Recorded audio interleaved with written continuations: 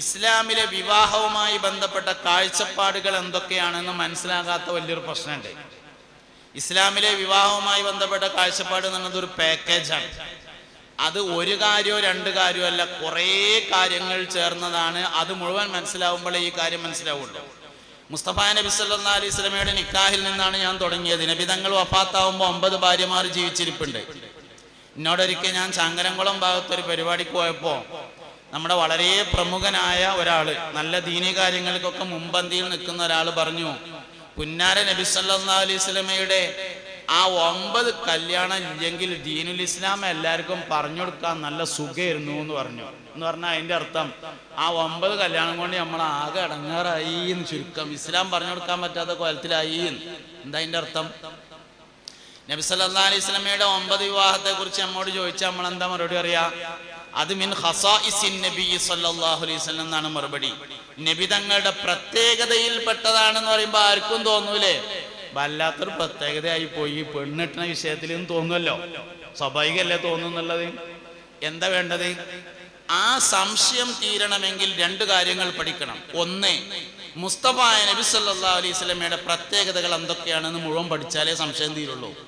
നബി സല്ലല്ലാഹു അലൈഹി വസല്ലമ തങ്ങൾക്ക് പെണ്ണിട്ടിനോടത്ത് മാത്രമല്ല പ്രത്യേകത ഉള്ളത്, ധാരാളം വിഷയങ്ങളിലുണ്ട്. ഫർദ് നിസ്കാരം നിർബന്ധമാകുന്നത് നുബുവത്തിന്റെ 2ാം ഘട്ടത്തിലാണ്, 3ാം ഘട്ടത്തിലാണ്. 1 ഇഖ്റ ബിസ്മി, 2 യാ അയ്യുഹൽ മുദ്ദസ്സിർ, 3ാമത്തേത് യാ അയ്യുഹൽ മുസമ്മിൽ. ഈ യാ അയ്യുഹൽ മുസമ്മിലില് തഹജ്ജുദ് നിസ്കാരത്തെ കുറിച്ച് പറഞ്ഞിട്ടുണ്ട്. യാ അയ്യുഹൽ മുസമ്മിൽ ഖുമിൽ ലൈല ഇല്ലാ ഖലീല നിസ്ഫഹു അവ ഇൻഖുസ് മിൻഹു ഔ സിദ് അലൈഹി വറത്തിലിൽ ഖുർആന തർതീലാ. അതിൽ തഹജ്ജുദ് നിസ്കാരം ഖുർആൻ പാരായണം പറയുന്നുണ്ട്. ഇത് നബുവത്തിന്റെ 3ാം ഘട്ടമാണ്. 1 ഇഖ്റ ബിസ്മിയാണ്, 2 യാ അയ്യുഹൽ മുദ്ദസ്സിറാണ്, 3 യാ അയ്യുഹൽ മുസമ്മിലാണ്. അന്ന് ഫർദ് നിസ്കാരം നിർബന്ധമായിട്ടില്ല. ഞമ്മക്ക് തഹജ്ജുദ് നിസ്കാരം സുന്നത്താണ്. അലാറം വെച്ചിട്ട് അലാറം അടിച്ചിട്ട് നമ്മൾ കേട്ടിട്ട് ഉണന്നെങ്കിൽ നിസ്കരിച്ചാൽ മതി. ഞമ്മക്ക് തഹജ്ജുദ് സുന്നത്താണ്. മുത്തുനബിക്ക് നിർബന്ധമാണ് സല്ലല്ലാഹു അലൈഹി വസല്ലം. അത് ഫർദ് നിസ്കാരം നിർബന്ധമാകുന്നതിന് മുമ്പ് നിർബന്ധമാക്കിയിട്ടുണ്ട്. മനസ്സിലായിട്ടുണ്ടെന്നൊക്കെ ഞാൻ പറഞ്ഞതെന്ന് അറിയില്ല. ഞമ്മക്ക് തഹജ്ജുദ് നിസ്കാരം സുന്നത്താണല്ലോ. നബി സല്ലല്ലാഹു അലൈഹി വസല്ലം തങ്ങൾക്ക് തഹജ്ജുദ് നിസ്കാരം നിർബന്ധമാണ്. എന്തേ കാരണം? മിൻ ഖസാഇസിൻ നബി സല്ലല്ലാഹു അലൈഹി വസല്ലം. അത് നബി തങ്ങളുടെ പ്രത്യേകതയിൽപ്പെട്ടതാണ് എന്ന് പറയുമ്പോൾ നമുക്ക് മനസ്സിലാവും, അങ്ങനെയാണെങ്കിൽ പിന്നെ 9 ഭാര്യമാരുണ്ടായത് കുഴപ്പമില്ലാന്ന്. നമ്മൾ മരിച്ചാലേ വല്ല 10 സെന്റോ എന്തേലും ഉണ്ടെങ്കിൽ മക്കൾക്ക് ഒരിച്ചെടുക്കാലോ. എന്തേലൊക്കെ ബാക്കിയുണ്ടെങ്കിൽ വല്ല 10-15 സെന്റ് എവിടെയെങ്കിലും ഉണ്ടെങ്കിൽ അത് മക്കൾക്ക് ഓഹരി ചെയ്തെടുക്കാം. എന്നാൽ മുസ്തഫ നബി സല്ലല്ലാഹു അലൈഹി വസല്ലമയുടെ സ്വത്തിൽ അനന്തരാവകാശമില്ല. മുസ്തഫ നബി തങ്ങൾ വഫാത്താകുന്ന സമയത്ത് സമ്പത്തുണ്ടായിരുന്നു. ആ സമ്പത്ത് ഫാത്തിമ ബീവിക്ക് കിട്ടിയില്ല. സിദ്ദീഖ് അക്ബർ റളിയല്ലാഹു അൻഹു ഖിലാഫത്ത് ഏറ്റെടുത്തിട്ട് ആ പണം മുഴുവൻ ബൈത്തുൽ മാലിൽ അടച്ചു. മുഹമ്മദ് നബി സല്ലല്ലാഹു അലൈഹി വസല്ലമയുടെ സമ്പത്തിൽ അനന്തരമില്ലെന്ന് സിദ്ദീഖ് റളിയല്ലാഹു അൻഹു പ്രഖ്യാപിച്ചു. അമ്പിയാക്കളുടെ സ്വത്തിൽ അനന്തരാവകാശമില്ല. എന്തേ കാരണം? അത് മിൻ ഖസാഇസിൻ നബി സല്ലല്ലാഹു അലൈഹി വസല്ലം, നബി തങ്ങളുടെ പ്രത്യേകതയാണ്. എല്ലാ പ്രത്യേകതയാണ് പഠിക്കുമ്പോൾ നമ്മളെ കൽബ് പറയും അങ്ങനെയാണെങ്കിൽ കുഴപ്പമില്ലാന്ന്. നമ്മളാകെ ഒരു പ്രത്യേകത മാത്രം പഠിച്ചതുകൊണ്ട് തോന്നിയതാണ്, വല്ലാത്ത പ്രത്യേകതയായി പോയല്ലോ. ഉഹുദ് യുദ്ധം മുസ്ലിങ്ങൾക്ക് ചെറിയൊരു പരാജയം എന്ന് തോന്നുന്ന യുദ്ധമാണല്ലോ ഉഹുദ് യുദ്ധം എന്ന് പറഞ്ഞത്. ഉഹുദ് യുദ്ധത്തിൽ എല്ലാവരും പിന്തിരിഞ്ഞു. അവസാനം മുസ്തഫ നബി സല്ലല്ലാഹു അലൈഹി വസല്ലം തങ്ങൾ ബാക്കിയായപ്പോ തന്റെ വാളെടുത്ത് അരയിൽ തൂക്കി കുതിരപ്പുറത്ത് ചാടിക്കേറി യുദ്ധത്തിൽ മുന്നോട്ട് പോയി. അപ്പോൾ ഏതാനും ആളുകൾ ബാക്കിൽ യുദ്ധത്തിന് വേണ്ടി വന്നു. എന്താ കാരണം? യുദ്ധം പരാജയപ്പെടുമെന്ന് തോന്നിയാൽ ആർക്കും പിന്തിരിഞ്ഞു പോകാം, പക്ഷേ നബി തങ്ങൾക്ക് പിന്തിരിയാൻ പാടില്ല. യുദ്ധം പരാജയപ്പെടും തോന്നിയാൽ ആർക്കാണെങ്കിലും പെരേക്ക് പോകാം, ഒരു കുഴപ്പമില്ല, അത് അനുവദനീയമാണ്. പക്ഷേ മുഹമ്മദ് നബി സല്ലല്ലാഹു അലൈഹി വസല്ലമക്ക് യുദ്ധം പരാജയപ്പെടുമെന്ന് തോന്നിയാൽ പോലും പിന്തിരിയാൻ പാടില്ല. എന്താ കാരണം? അത് മിൻ ഖസാഇസിൻ നബി സല്ലല്ലാഹു അലൈഹി വസല്ലം, നബി സല്ലല്ലാഹു അലൈഹി വസല്ലമയുടെ പ്രത്യേകതയിൽപ്പെട്ടതാണ്. ഞാനിതൊക്കെ എന്തിനാ പറഞ്ഞതെന്ന് ചോദിച്ചാൽ, പുതിയ തലമുറയുടെ സംശയങ്ങൾ തീർത്തു കൊടുത്തില്ലെങ്കിൽ ഈ പോക്കന്നെ പോവുള്ളൂ. നാഷണൽ ഹൈവേ ഒക്കെ ഉണ്ടാവും, പോക്കേ പോവുള്ളൂ. നാഷണൽ ഹൈവേയും വഴിയൊക്കെ ഉണ്ടാവും, പക്ഷേ കല്യാണവും വിവാഹവും കുടുംബജീവിതവും ഒക്കെ കൂടിയും കുളം തോണ്ടിയിട്ട് ഇങ്ങനെ പോവുള്ളൂ. സംശയം പണ്ടൊക്കെ കണ്ണുർത്തിയാൽ മതി, ചോദിക്കരുത് കേട്ടോ, മുണ്ടരുത് എന്നൊക്കെ പറഞ്ഞാൽ എന്നാ മുണ്ടണില്ലാന്നറിയും. പുതിയ തലമുറയോട് മുണ്ടരുത് എന്ന് പറഞ്ഞാൽ എന്താ മുണ്ടിയാലും ചോദിക്കും. സംശയം തീരുന്ന തരത്തിൽ ക്ലിയർ ചെയ്ത് കൊടുക്കണം. നല്ല ശ്രമമാണ് കമ്മിറ്റി നടത്തുന്നത്. വൈവാഹിക ജീവിതവുമായി ബന്ധപ്പെട്ട് നിരവധി സംശയങ്ങൾ കുട്ടികൾക്ക് സ്വാഭാവികമാണ്, ഉണ്ടാവും. കാരണം പാഠ്യപദ്ധതി അതിനനുസരിച്ചാണ് ഇപ്പൊ നിലവിലുള്ളത്. പാഠ്യപദ്ധതി അനുസരിച്ചാണ്. 1960-കൾ മുതൽ ലോകത്ത് നിലനിൽക്കുന്ന വലിയൊരു സംഗതിയാണ് ലിബറലിസം എന്ന് പറയുന്നത്. 1960-കളിലാണ് ആദ്യമായി ലിബറലിസം വരുന്നത്. വന്നെന്ന് കുഴപ്പമൊന്നും ഉണ്ടായിരുന്നില്ല. അത് സർവത്ര സ്വതന്ത്രതാവാദമായിരുന്നു 1960-കളിലെ ലിബറലിസം എന്ന് പറയുന്നത്.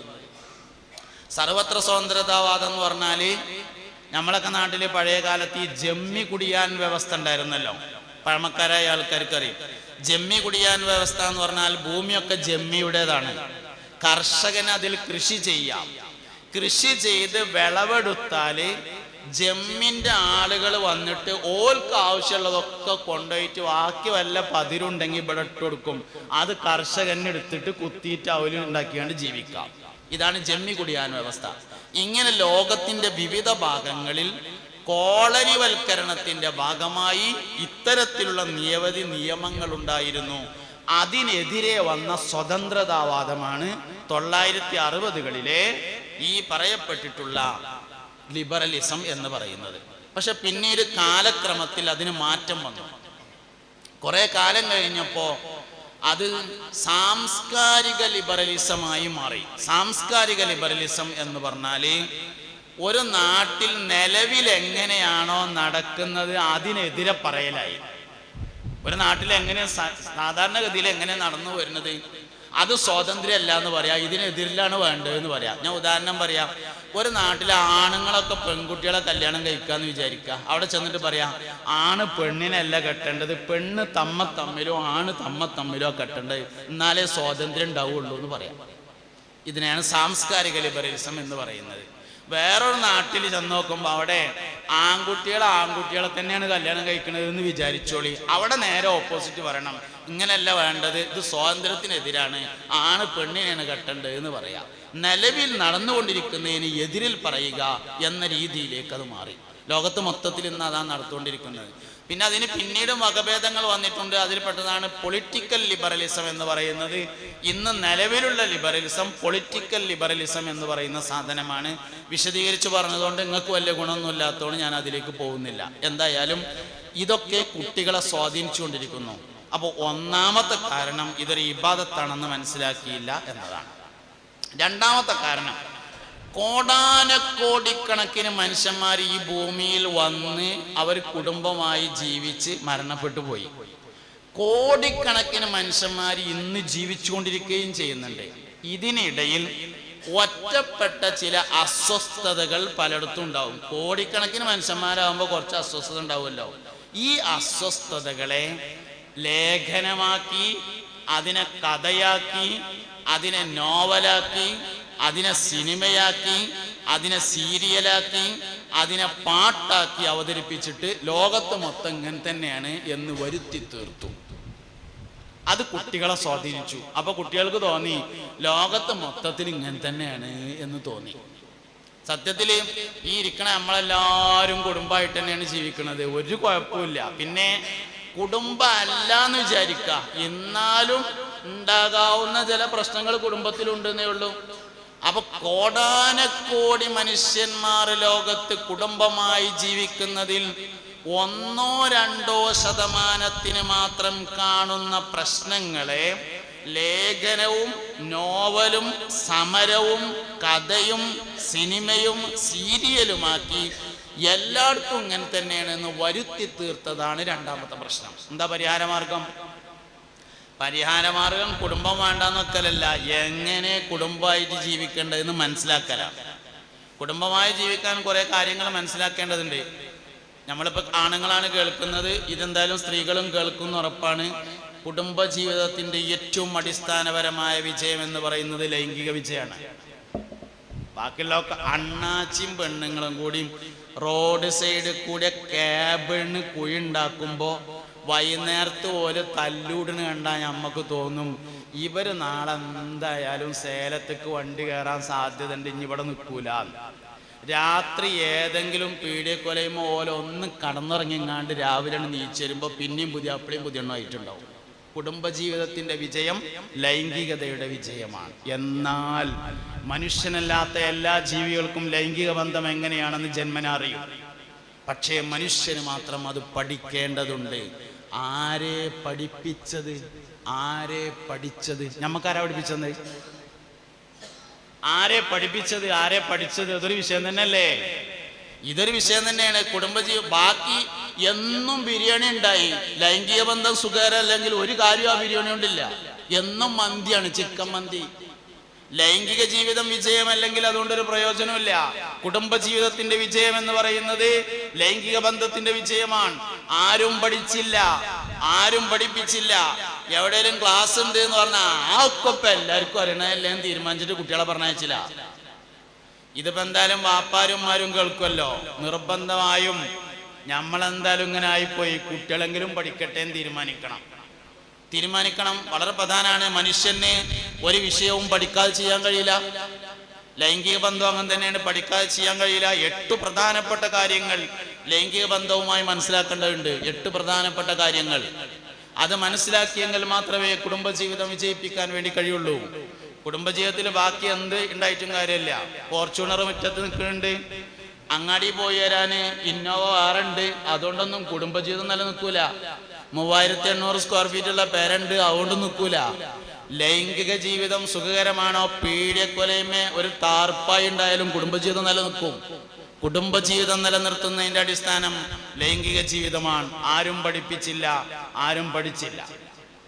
ചോദിക്കാൻ പാടില്ല എന്ന് നമ്മളെ തീരുമാനം. നമ്മളെ കുട്ടി, ചെറിയ കുട്ടി, പെണ്ണുങ്ങൾക്ക് 2ാമത്തെ കുട്ടി ഉണ്ടായി.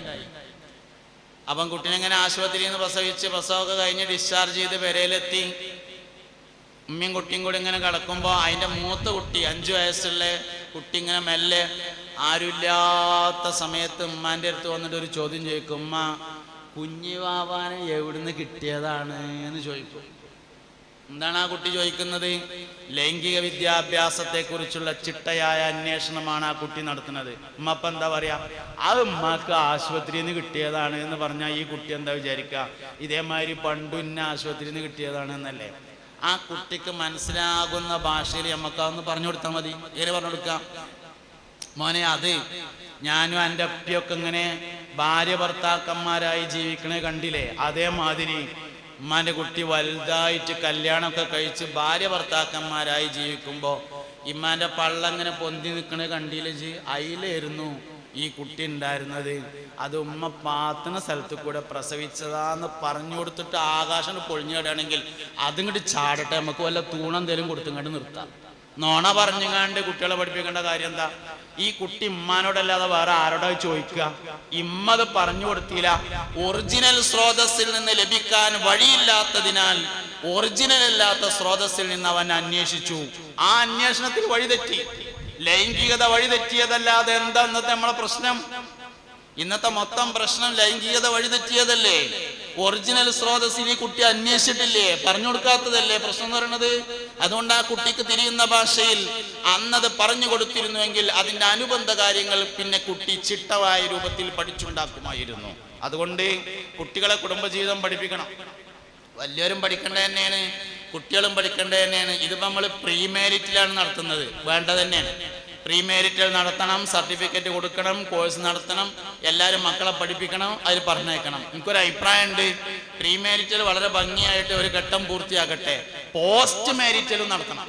കാരണം ഈ പറയുന്ന പല കാര്യങ്ങളും അനുഭവിച്ചാലേ മനസ്സിലാവുള്ളൂ എന്നുള്ളതാണ്. നമ്മൾ ഈ പറയുന്ന പല വിഷയങ്ങളും കല്യാണത്തിന് മുമ്പ് മനസ്സിലാവില്ല. അങ്ങനത്തെ കുറെ കാര്യങ്ങളുണ്ട്. കല്യാണം കഴിഞ്ഞതിന് ശേഷം അനുഭവിക്കുമ്പോൾ മനസ്സിലാവും എന്താണ് ഇപ്പോൾ ഈ പറഞ്ഞത്, അപ്പം തിരുത്താൻ പറ്റും.